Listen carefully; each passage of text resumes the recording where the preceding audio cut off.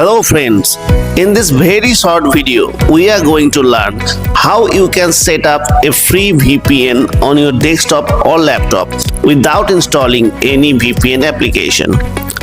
First, go to the VPN setting, then add VPN. Choose a connection name of your choice.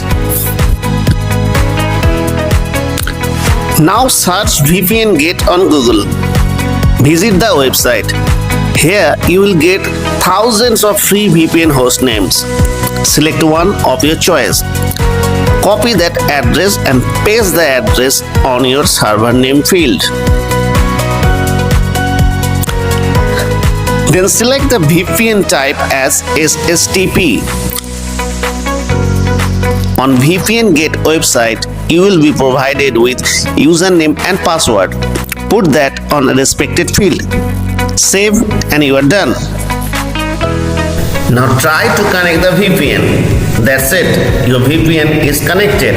It's absolutely free without the need of installing any application. Thanks for watching.